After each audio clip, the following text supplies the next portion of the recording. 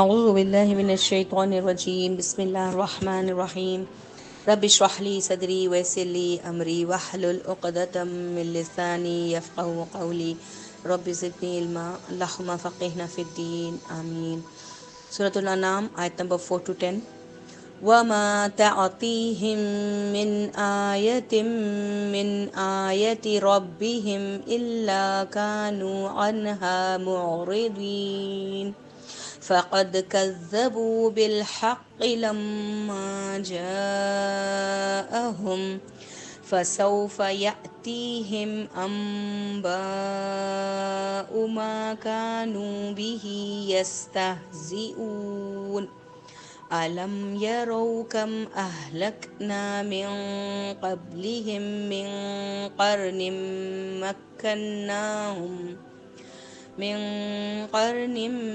مَكَّنَّاهُمْ فِي الْأَرْضِ مَا لَمْ نُمَكِّنْ لَهُمْ وَأَرْسَلْنَا السَّمَاءَ عَلَيْهِمْ مِدْرَارًا وَجَعَلْنَا الْأَنْهَارَ تَجْرِي مِنْ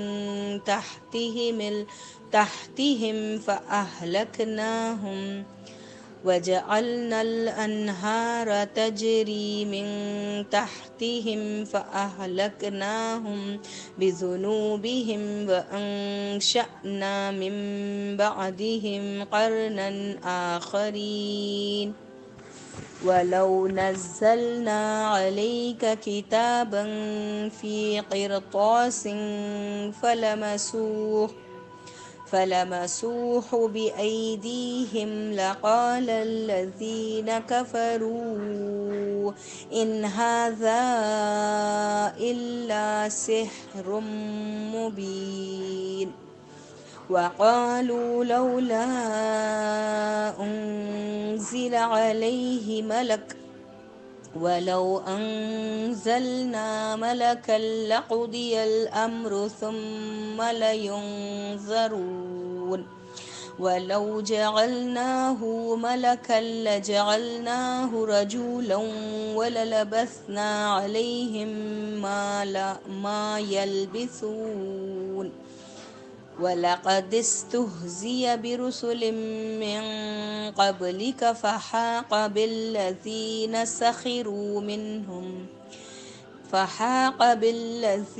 سَخِرُوا مِنْهُمْ مَا كَانُوا بِهِ يَسْتَهْزِئُونَ۔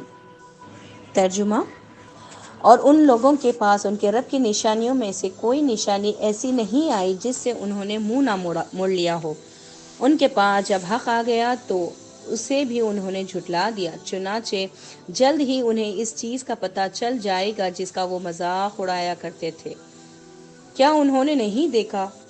ان سے پہلے ہم نے کتنی ہی قومیں ہلاک کر دی جنہیں ہم نے زمین میں ایسی طاقت دی تھی جو تمہیں نہیں دی، اور ہم نے ان پر موسلادھار بارش نازل کی اور نہریں بنائیں جو ان کے نیچے بہتی تھیں۔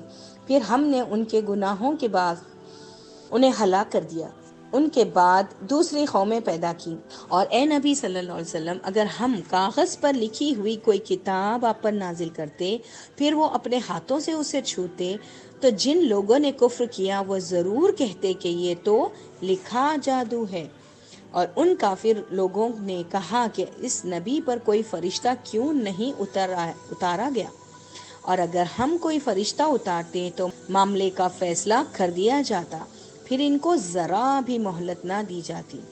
اور اگر ہم اس نبی یعنی کہ نبی کریم صلی اللہ علیہ وسلم کو فرشتہ بنا کر بھیجتے تو بھی ہم اسے انسان ہی کی شکل میں بھیجتے، اور تب بھی ہم انہیں اسی شبے میں، شک میں، مغالطے میں ڈالتے جس میں وہ اب پڑے ہوئے ہیں۔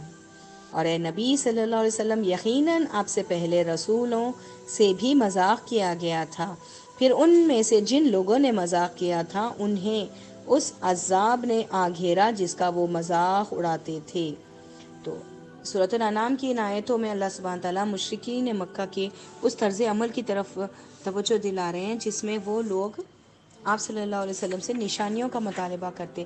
جب کوئی نشانی، کوئی معجزہ انہیں نظر آ جاتا تو وہ کیا کہتے؟ ان نشانیوں کو سمجھ آنے کے باوجود اندھے بنتے، ضد اور ہردرمی اور سرکشی کی وجہ سے اس کو ماننے سے انکار کرتے. یہی حال پچھلی قوموں کا بھی تھا.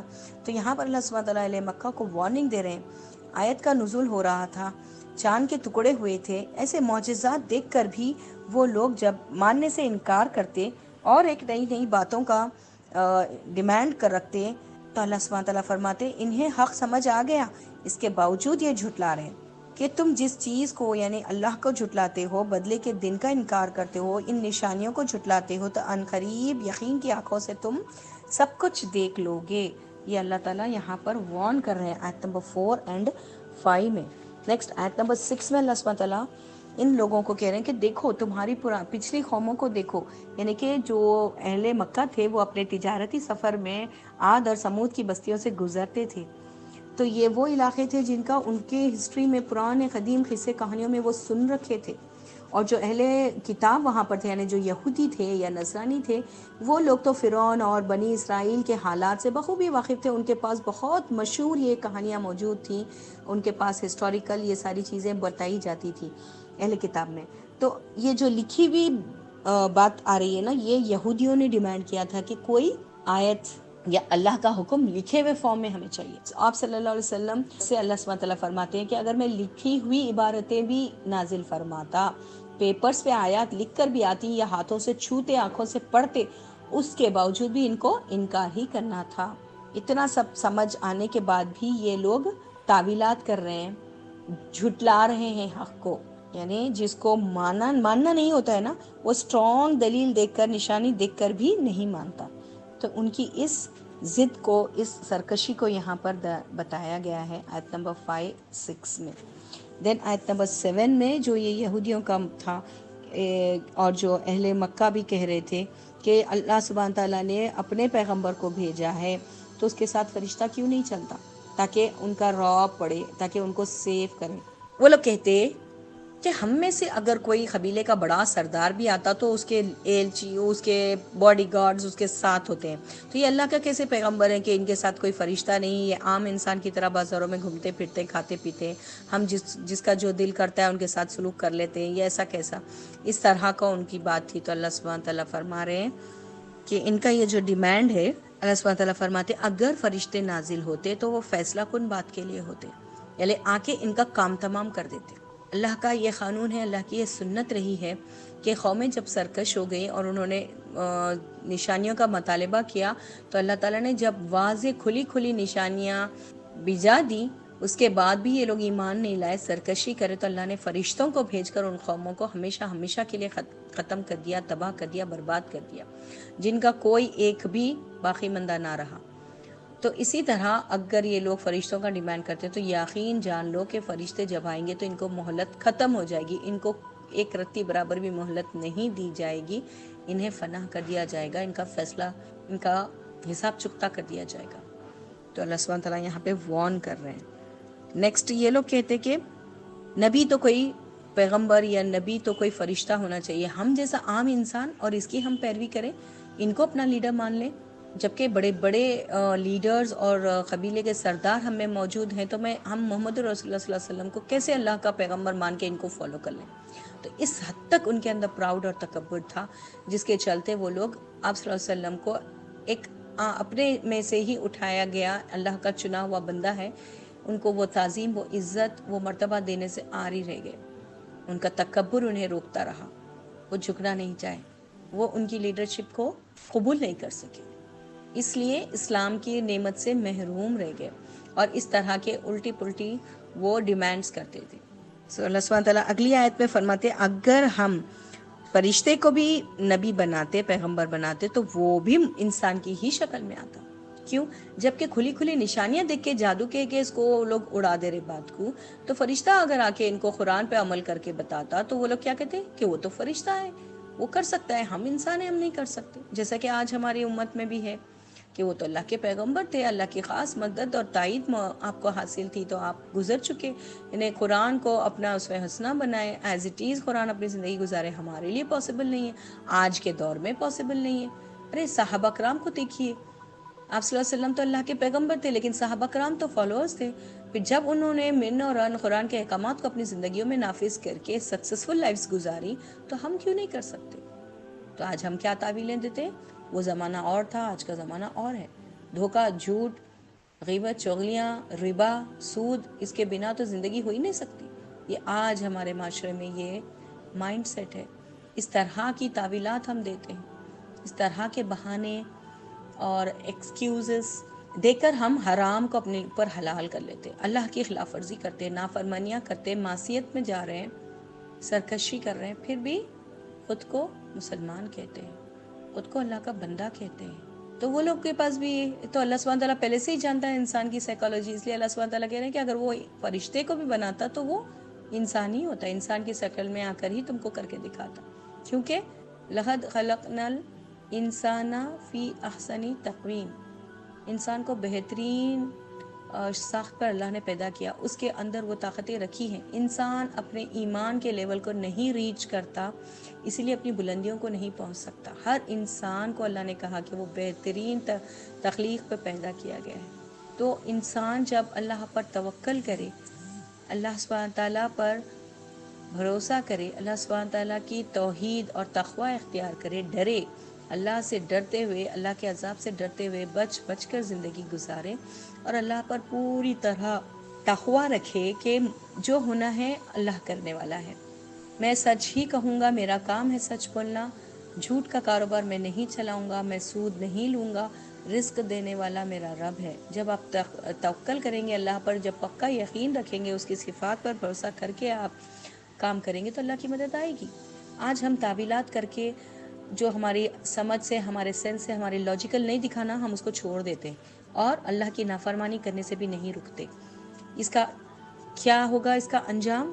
یہ اللہ سبحانہ تعالیٰ خود بتا رہے ہیں کہ پچھلی قوموں کا انجام اتنا برا کیوں ہوا، کیونکہ انہوں نے اپنے آپ کو بڑا سمجھا، اللہ کو بڑا نہیں جانا، اپنی عقل کو بڑا سمجھا، اللہ کی حکمتوں پر عمل کرنے سے عاری رہ گئے، اعراض کیا، اللہ کے احکامات کو نہیں مانا، پیٹھ پیچھے پھینکا، مذاق اڑایا، impossible, we can't do this, آج کے ایرا میں یہ پاسبل ہو ہی نہیں سکتا، یہ پرانی باتیں ہیں، یہ پرانے قصے ہیں۔ کیا ایسے اسٹیٹمنٹ آج ہمارے معاشرے میں نہیں ہے؟ کیا آج ہم مسلمان ایسی باتیں کرتے ہوئے ہمارے دل نہیں کانپتے؟ آج ہماری زبانیں نہیں تھراتی؟ ہم فر یہ باتیں کرتے ہیں۔ یہی باتیں پچھلی قوموں نے کی، تکبر کی بنا پر، ان کے بڑائی اور سرکشی ان کے سر چڑھ کے بول رہی تھی، جو انہوں نے ایسے کلمات کہے تو اللہ کی پکڑ آئی، عذاب دردناک ان پر نازل ہوا، اور ان کی قوم در قوم، پوری قوم کو اللہ مٹا کر رکھ دیا۔ تو ان آیتوں میں بہت بڑا سبق ہے کہ ہمیں اپنے اندر سیلف چیک کرنا چاہیے، خود کو انالائز کرنا چاہیے، اپنے ضمیر کو زندہ کرنا چاہیے کہ کیا یہ قصے پرانے قوموں کے ہی ہیں؟ کیا ان جیسی صفات مجھ پہ نہیں ہیں؟ کیا میرے خاندان اور میرے گھر میں یہ پچھلی قوموں جیسے پریکٹسز نہیں ہو رہے؟ اگر ہو رہے ہیں تو ڈریے، اللہ سے ڈریے، اور ان ایک ایک برائی کو چن چن کر اپنے زندگیوں سے باہر کریے، تبھی اللہ کی مدد اور اللہ کی طرف سے رحمت، عزت نازل ہوتی ہے۔ ورنہ ہم ذلیل و خوار ہو رہے ہیں اپنے غلطیوں کی وجہ سے، ہم پس رہے ہیں دنیا میں اپنی غلطیوں کی وجہ سے، کیونکہ ہم اللہ اور رسول کے طریقوں کو بھول گئے، ہم وہ طریقے چھوڑ کر غیروں کے طریقے پہ چل پڑے، ہم اللہ پر بھروسہ کرنے کے بجائے دنیا کے میٹریلسٹک ورلڈ، پیسہ اور دنیا کے سو کالڈ امیروں پر بھروسہ کرنے لگے، ان کی جی حضوری میں لگے، ان کی عبادت کرنے لگے، ہم ان کے بندے بن گئے، عبد الدینار بن گئے، ہم دینار کا بندہ بن گئے ہم، اسی لیے آج ذلیل ہو رہے ہیں، خوار ہو رہے ہیں، پیسے جا رہے ہیں، کوٹے جا رہے ہیں، مارے جا رہے ہیں۔ تو ابھی بھی وقت ہے، اپنے لیول پر اپنی لائفز میں غور و فکر کریں، اللہ کی طرف رجوع کریں، توبہ استغفار کریں، اور قرآن کو اور سنت کو مضبوطی کے ساتھ تھام لیں، اس پر عمل کریں، اس کا علم حاصل کریں، تاکہ اللہ کے غضبناک عذاب سے ہم بچ جائیں انشاءاللہ۔ پھر جو یہ مذاق اڑایا کرتے تھے، اس پر آپ صلی اللہ علیہ وسلم کا سینہ تنگ ہوتا، آپ صلی اللہ علیہ وسلم کو برا لگتا، تکلیف ہوتی، تو آپ صلی اللہ علیہ وسلم کو تسلی دے کر اللہ تعالیٰ یہاں فرما رہے ہیں کہ اے نبی، آپ ان باتوں کا، ان مذاقوں کا کچھ برا نہ منائیں، آپ تکلیف نہ لیں، کیونکہ یہ نئی بات نہیں ہے، ہر دین کا پیغام پہنچانے والا، ہر اللہ کے پیغمبر کے ساتھ یہ کفار کا یہی معاملہ رہا ہے، وہ مذاق اڑاتے، ڈی موٹیویٹ کرتے، ہمتیں پست کرتے، بے عزتیاں کرنے کی کوشش کرتے، بدتمیزیاں کرتے، لیکن آپ کو پریشان ہونے کی ضرورت نہیں ہے۔ تو یہ آیت آپ صلی اللہ علیہ وسلم کو تسلی دیتے ہوئے نازل ہوئی ہے۔ تو اللہ سبحانہ تعالیٰ فرماتے ہیں کہ اگر رسول بھی آتا تو وہ بھی اگر فرشتہ ہوتا تو بھی انسانی شکل میں ہی ہوتا، اور اگر حقیقتی فرشتے اپنے خود کی اوریجنل شکل میں آتے تو ان کا کام تمام کر دیا جاتا، فیصلہ چکتا کر دیا جاتا، پھر ان کو کوئی مہلت نہیں دی جاتی۔ پھر اللہ سبحانہ تعالیٰ ان آیتوں میں نبی کریم صلی اللہ علیہ وسلم کی دلجوئی کر رہے ہیں، تسلی دے رہے ہیں کہ یہ جو معاملات ہو رہے ہیں صرف آپ کے ساتھ نہیں ہوئے، پچھلے پیغمبروں کے ساتھ بھی انہوں نے ایسی ہی جہالت کے کام کیے ہیں۔ تو نہ صرف نبی کریم صلی اللہ علیہ وسلم بلکہ تمام انبیاء کا عزت احترام کرنا اور ایمان لانا لازمی ہے۔ یہ اسلام کا ایک لازمی کنڈیشن ہے، ایک شعار ہے کہ دین میں جتنی چیزیں ہیں جیسے کہ مصحف ہے، آپ کا مصلی ہے، کعبۃ اللہ ہے، زمزم ہے نا، آپ کے قرآن ہے، یہ ایسی چیزیں ہیں جن کو دیکھ کر اللہ یاد آتا ہے۔ ان چیزوں کی بھی احترام اور عزت لازم و ملزوم ہے۔ پیغمبروں میں تمام پیغمبروں کو ماننا، عزت دینا، احترام کرنا لازم ہے۔ ایک پیغمبر کا احترام نہیں کریں گے تو سب کا احترام نہ کرنے کا گناہ لکھ دیا جائے گا۔ تو بہت بچ بچ کر زندگی گزارنے کا ضرورت ہے۔ ہر اپنے عمل کو، اپنے گھر کو، ہر اپنے معاملات کو چیک کریں۔ اگر غیر شرعی اللہ کو ناراض کرنے والی کوئی چیزیں ہیں تو فوری انہیں گھر سے باہر کریں، اپنے شوہر کو سمجھائیں، تنگی میں بے شک گزار لیں لیکن ترنے والا کھانے کے لیے دین کا سودا نہ کریں۔ اور جب کبھی بھی کوئی آرکیولوجیکل ٹور ہو یا کسی پرانی جگہوں پر، پکنک سپاٹس پر، ہسٹوریکل پلیسز پہ جانے کا آپ کو موقع ملے تو عبرت اور نصیحت کی نیت سے جائیے، جیسے کہ اللہ سبحانہ تعالیٰ نے یہاں پہ ذکر کیا کہ اتنی ہائی فائی سیویلائزڈ قوموں کو ہم نے تباہ کر دیا۔ کیوں؟ ان کی سرکشی اور ان کے گناہ کی وجہ سے، ان کے پیغمبروں کو ستانے اور بے عزتیاں اور گستاخیاں کرنے کی وجہ سے جب اللہ کی پکڑ آئی تو کوئی نہ بچ سکا۔ تو ہمارا مال، ہماری نفری، ہمارا رتبہ، سٹیٹس، ہمارے قلعے، مضبوط قلعے، محلات، کوئی چیز، ٹیکنالوجی، سائنس، ہیلتھ، کوئی چیز ہمیں اللہ سے نہیں بچا سکتی، کوئی چیز اللہ سے نہیں بچا سکتی۔ تو کرنا کیا ہے؟ اللہ کا تقوی، اللہ پر توکل، قرآن اور حدیث پر، اوتھینٹک حدیثوں اور قرآن پر غور و فکر کریں، خود علم سیکھیں اور اپنی زندگیوں کو قرآن جیسا بنا لیں۔ کوئی پوچھے کہ کیا کیسے کھاتے ہو؟ ویسے ہی جیسا قرآن میں لکھا ہے۔ سنت اور قرآن، حدیث اور قرآن کی روشنی میں اپنی زندگیوں کو تابع کر لینا اور اس کے جیسے ہی لیول پر گزارنے کی توفیق اللہ سبحانہ تعالیٰ سے مانگیے۔ اللہ سبحانہ تعالیٰ ہمیں اس لائق بنائے کہ ہم قرآن اور سنت پر من اور عمل کرنے والے بن جائیں۔ ہمارے اندر کی قدورتیں، بغض، غیبت، چغلیاں، برائیاں، حسد، یہ سب اللہ سبحانہ تعالیٰ پاک کر دے ہمارے دلوں کو اور ہمیں معاف فرما دے۔ اللہ سبحانہ تعالیٰ ہم سے اپنی مرضی والے کام لے لے اور ہمیں آپ صلی اللہ علیہ وسلم کی تعلیمات پر چلنے والا بنا دی۔ آمین۔ سبحانک اللہم و بحمدک، نشہد ان لا الہ الا انت، نستغفرک و نتوب الیک۔ سبحان ربک رب العزۃ عما یصفون و سلام علی المرسلین والحمد للہ رب العالمین۔